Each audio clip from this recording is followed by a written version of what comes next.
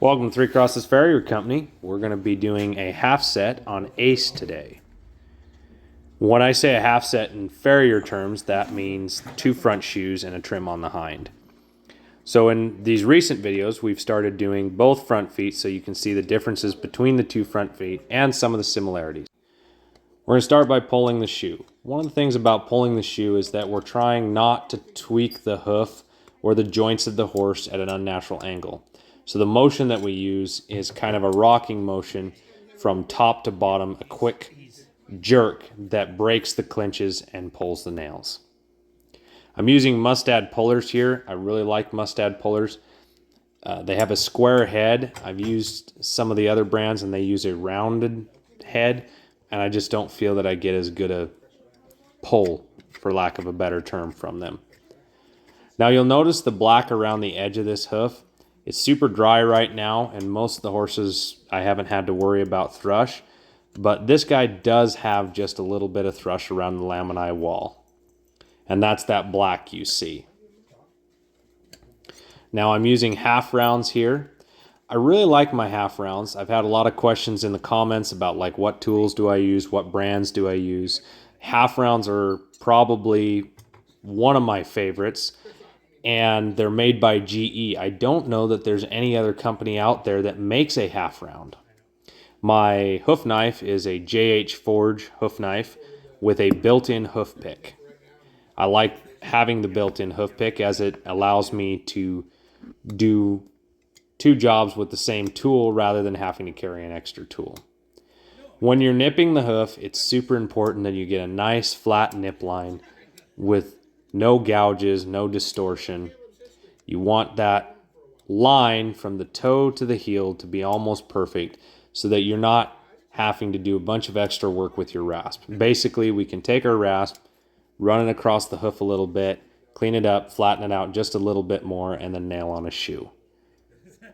Again, answering some more of the questions about what tools I'm using. I use a Heller Excel made by Mustad. It's one of my favorite rasps. It stays sharper a lot longer than any of the other rasps I've tried. I really love the finish work that it gives. It's just a great tool.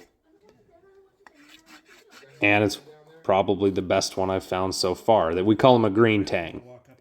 Now what I'm demonstrating here is the difference. So this shoe hasn't been shaped at all, and you can see how it kind of slops side to side. It's not shaped for the hoof.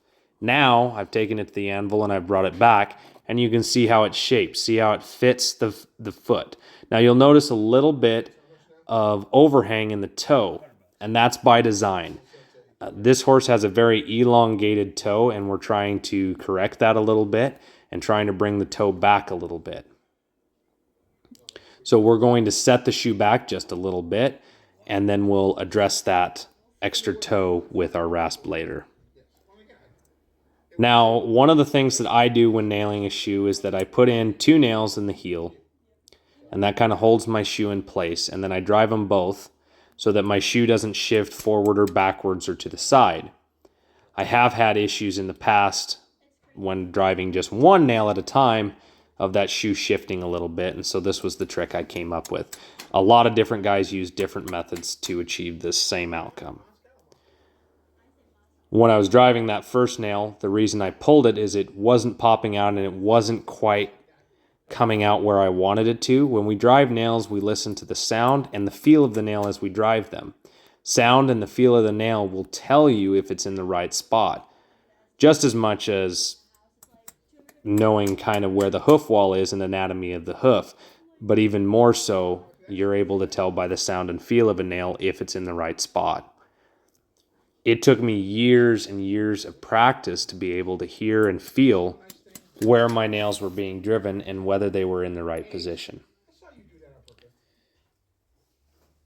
Now I drive the back 3 nails. In this country, we tend to have a lot of different changing conditions, weather. We go from wet to dry in a matter of days. Some guys use the front 3 nail holes. I prefer to use the back 3. That's kind of been the way I was taught. I can use the front 3 depending on what the horse needs, whether the hoof wall is good. When I'm setting a shoe back like this, I like to use the back three, as it allows me to set the shoe a little further back without worrying about being too far inside the lamini wall. Especially in this case where the horse has a rather elongated toe, I like to use the back three nail holes. And some guys would disagree. Some guys don't like to use the back three. Some guys are very adamant about it. I don't think it makes that much difference whether you use the front three or the back three, but that's my personal opinion. Now on to the finish work. I'm still using a Green Tang Heller XL rasp. I run 3 rasps at a time. So I have my cold rasp, which is the one I use when trimming, which is the first part of this video. And then I have a finish rasp, which is what you see me using here. And then I have a hot rasp, which is what I use for rasping shoes and steel and any work that I need to do with steel. And usually what I do is when my cold rasp is dull, it gets moved to my finish rasp, and then my finish rasp gets moved to my hot rasp. In this way, by the time I retire my hot rasp and it goes in the junk bin, I've pretty much used everything that rasp has to offer. It's been completely used and abused. Now, I really love the cradle that I'm using here, which is a Hoof cradle. I'm using a Hoof stand. They're a really cool company, and what I love about their stand is that it offers the ability to use both a cradle and a post. And a lot of the stands that I've used in the past have a cradle or they have a post, and you have to switch between them. But in this case, it's all on one stand, and I can have just one stand and use it for both things. Saves time, saves energy, saves packing an extra tool, which I really like. Now, when I'm finishing a hoof, there's 2 sides of the rasp. The side that you can see here is the rough side, and then the finished side. And the finished side is what I use last, and I get rid of all the rasp marks and make it look nice and smooth and finished. Obviously by the name Finish Rasp. I had several people in previous videos comment that I shouldn't put hoof oil or clear coat on the hoof when I finish. Most are referring to clear coat, which is like a nail polish, which can stop moisture from getting into the hoof. This isn't really true when you consider that the hoof absorbs moisture as much through the bottom of its hoof as it does from the outside, if not more from the bottom. I like hoof oil. I like using it to moisturize the hoof.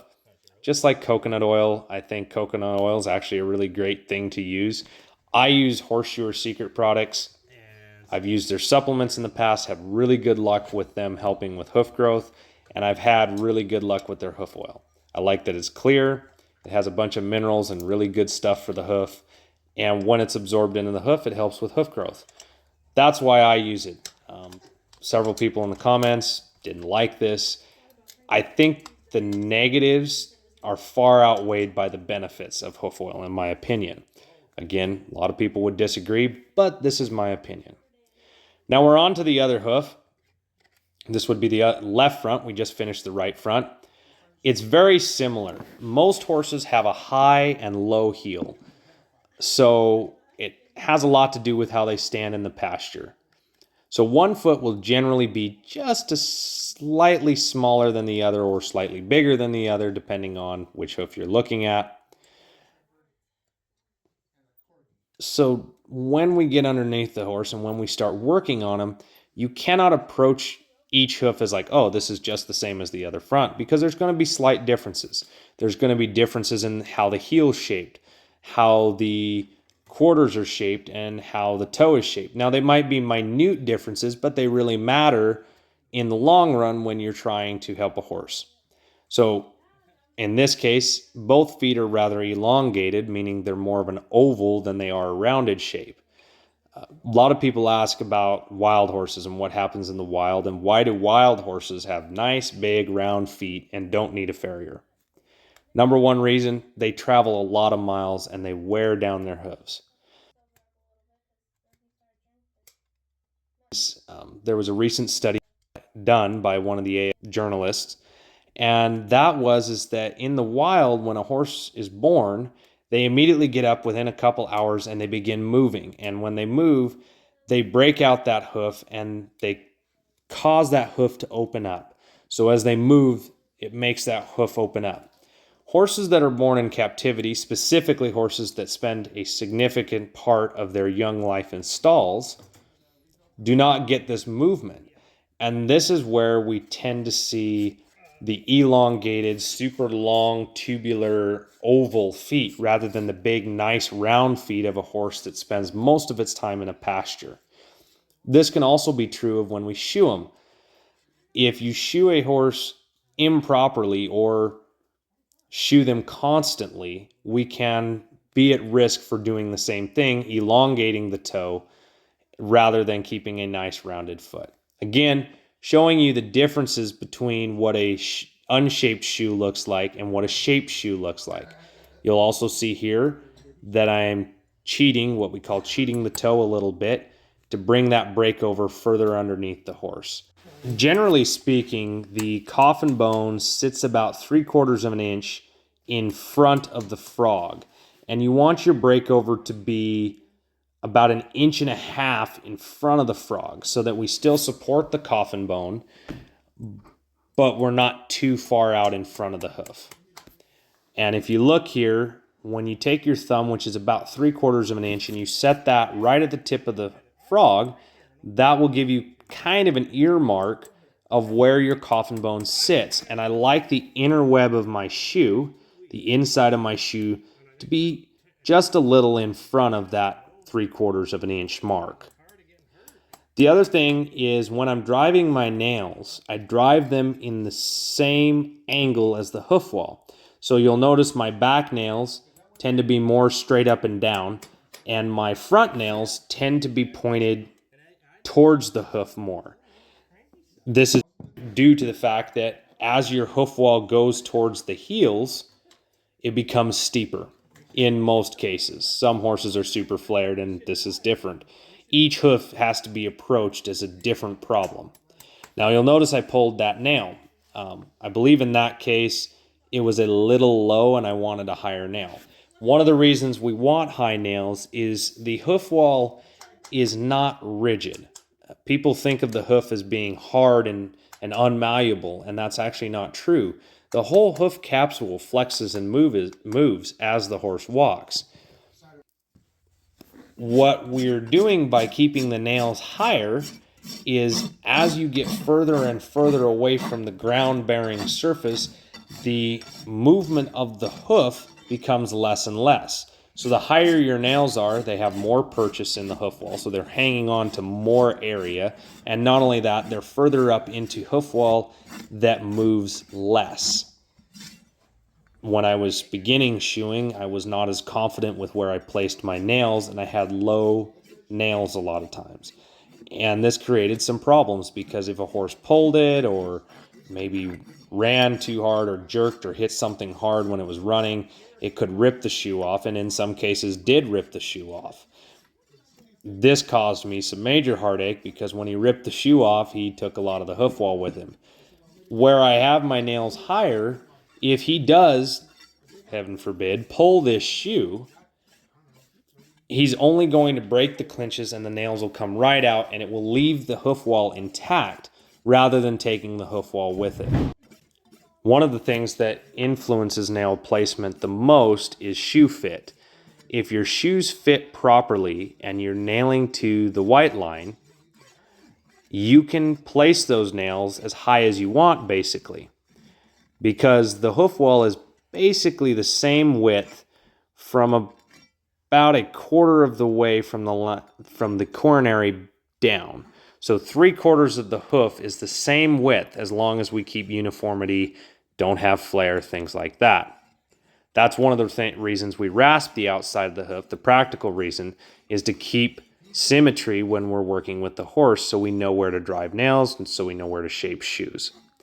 Where this becomes interesting is when there's deformities in the hoof or flare or any other problem and you're having to nail where the hoof wall should be. Now, finishing up the hoof, here we're going to clinch.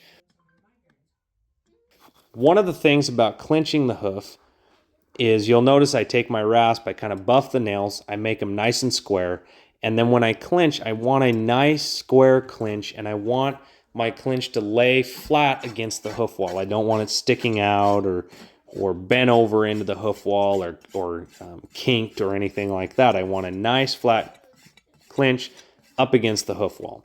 Some guys use gouges, and I actually love the way a gouge looks. I don't use one very much unless I'm working on something that's going to a show or something, because I can do a pretty good job with my rasp.